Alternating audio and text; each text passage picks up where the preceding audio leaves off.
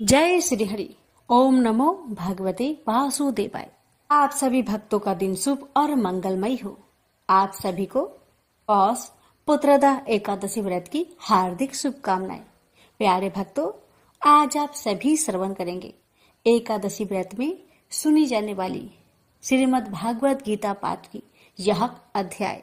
इस अध्याय को आज के दिन जो भी भक्त श्रद्धा भक्ति के साथ पूरा श्रवण करता है, उसके जीवन की हर मनोकामना अवश्य ही पूरी होती है। लेकिन याद रखें, अधूरा कथा से कभी व्रत का पूर्ण फल प्राप्त नहीं होता। अगर व्रत का पूर्ण फल प्राप्त करना चाहते हैं तो इस कथा को बड़े ही श्रद्धा प्रसन्नचित मन से पूरा अवश्य सुनेगा, तभी आपकी हर इच्छा अवश्य पूर्ण होगी। प्रेम से बोलिए जय श्री कृष्ण।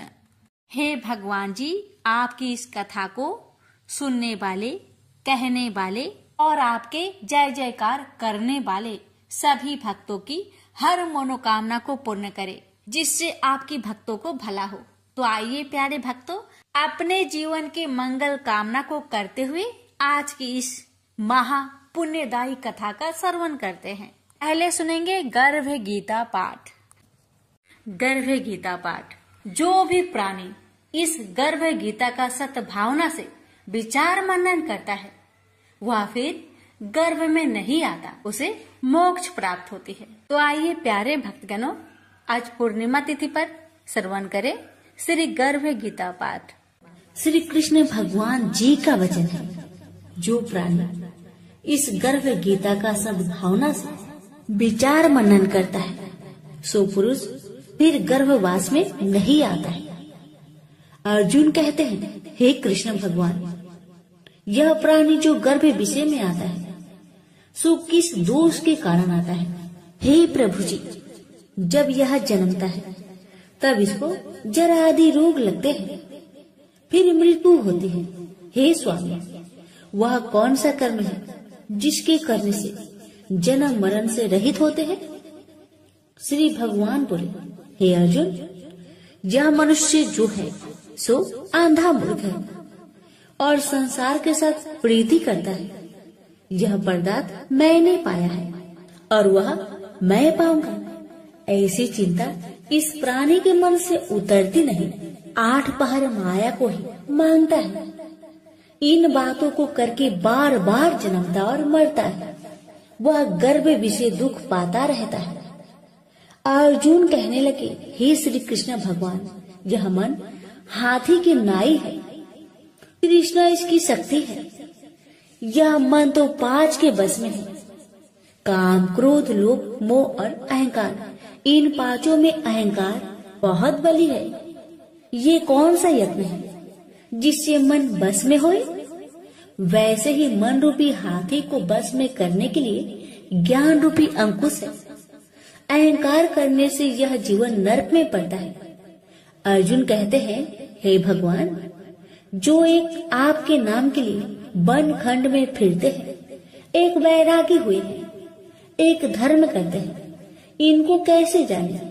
जो वैष्णव है वो कौन है? श्री भगवान कहते हैं, हे अर्जुन, मेरे ही नाम के लिए वनों में फिरते हैं, वह सन्यासी कहते हैं। एक सिर पर जटा बांधते हैं, एक अंग पर भस्म लगाते हैं। उनमें हम नहीं है, क्योंकि इनमें अहंकार है।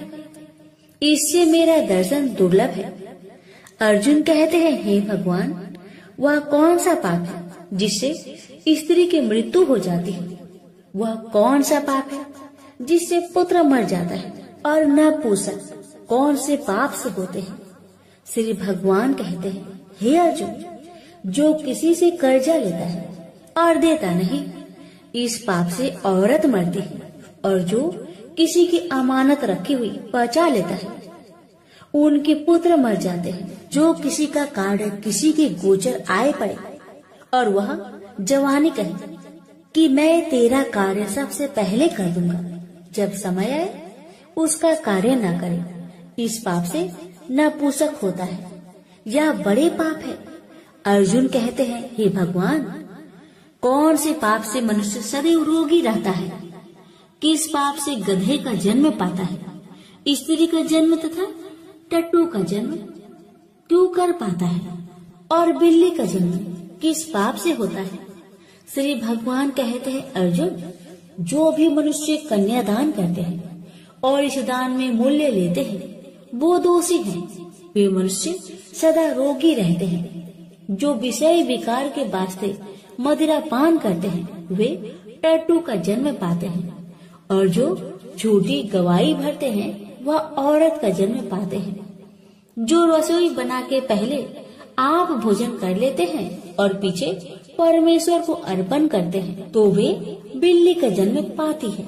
और जो मनुष्य अपनी झूठी वस्तु दान करते हैं औरत का जन्म पाते हैं, वह गुलाम औरतें होती हैं। अर्जुन कहते हैं, हे भगवान, कई मनुष्यों को आपने स्वर्ग दिया, सो उन्होंने कौन सा पुण्य किया है? और कई मनुष्यों को आपने हाथी घोड़ा रथ दिए हैं, उन्होंने कौन सा पुण्य किया है?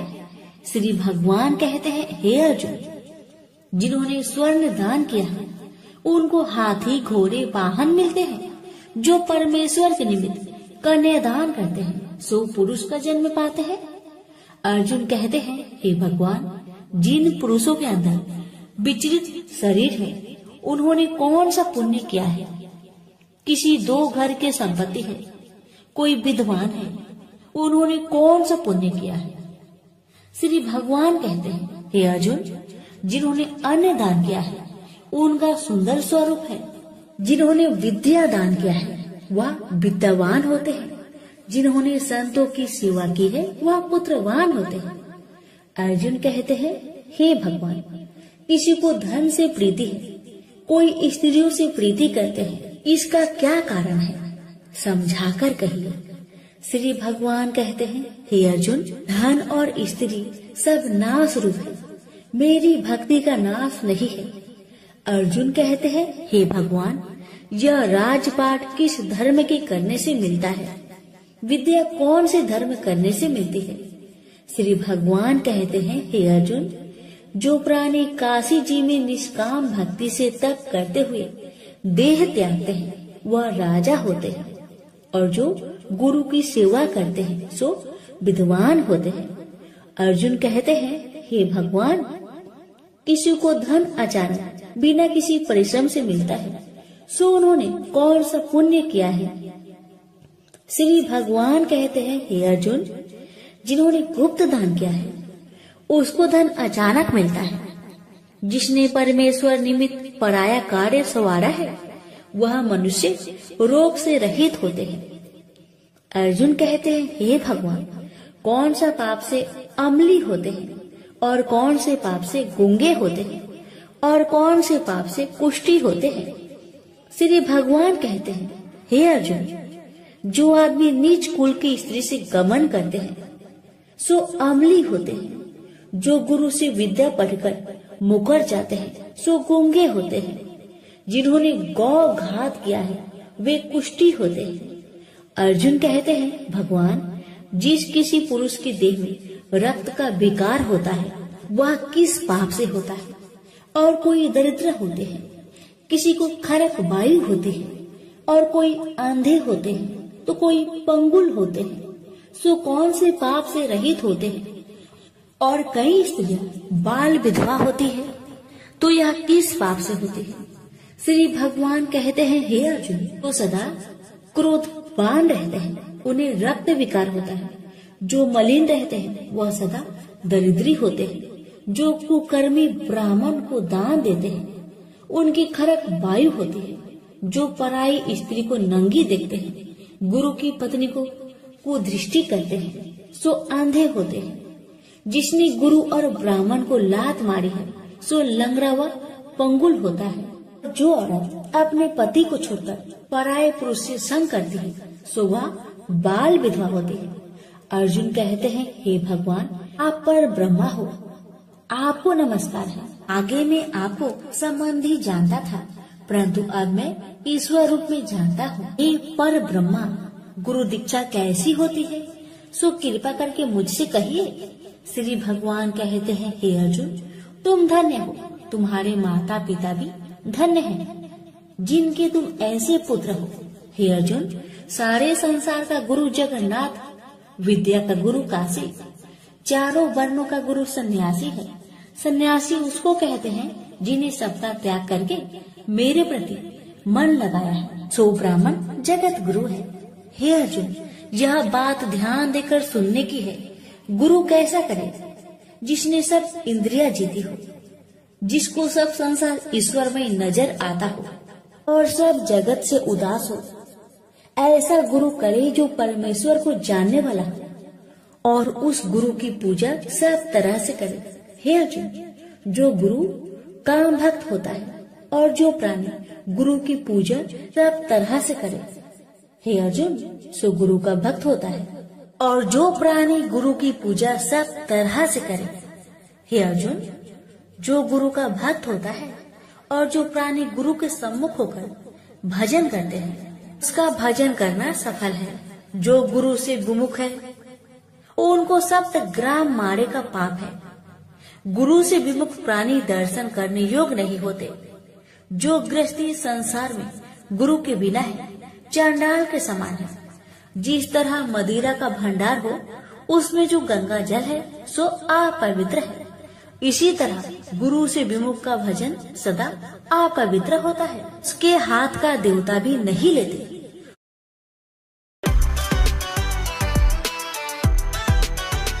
सब कर्म निष्फल है।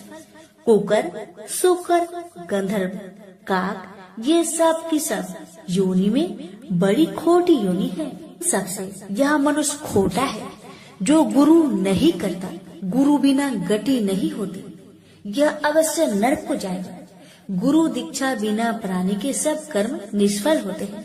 हे अर्जुन, जैसे चारों वर्णों को मेरी भक्ति करना योग है, तैसे गुरु धार के गुरु की भक्ति करना योग है।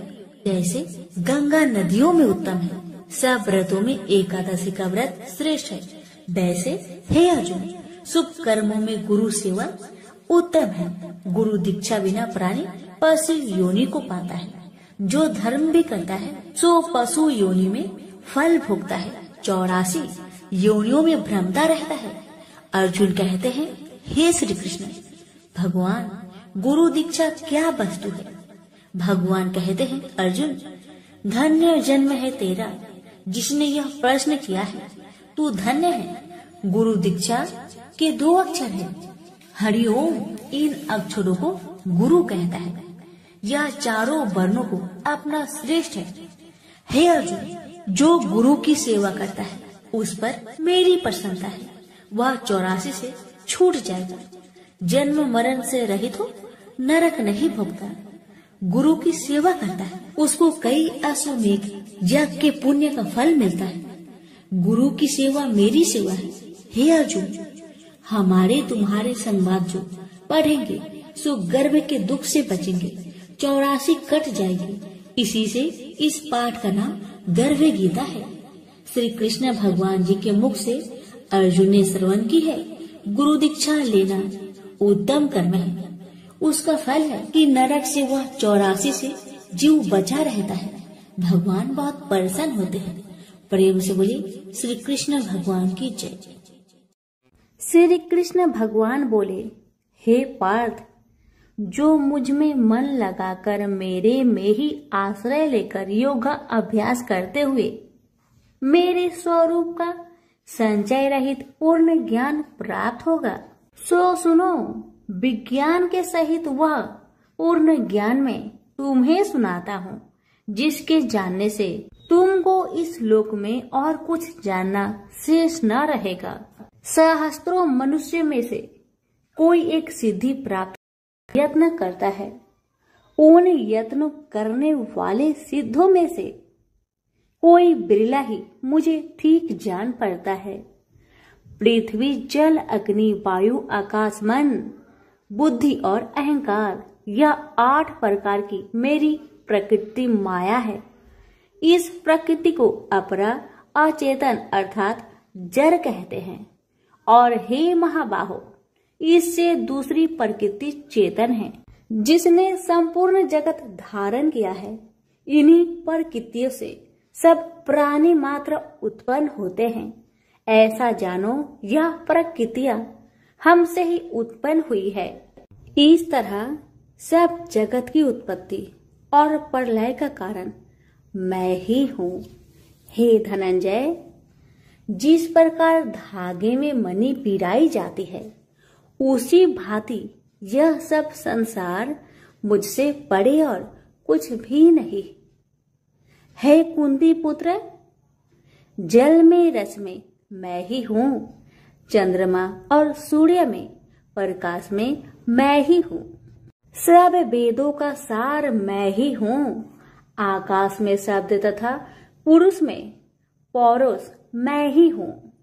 हे अर्जुन, पृथ्वी में सुगंध तथा अग्नि में तेज रूप मैं ही हूँ, सब प्राणियों में जीवन और तपस्वियों का तप मैं ही हूँ। हे पार्थ, समस्त प्राणियों में सनातन बीज रूप मुझको ही जानना, बुद्धिमानों में बुद्धि स्वरूप और तेजस्वियों में तेज मैं ही हूँ। हे अर्जुन, काम और रोग रहित बलवान पुरुषों में धर्म के विरुद्ध न जानने वाला कर्म मैं ही हूँ।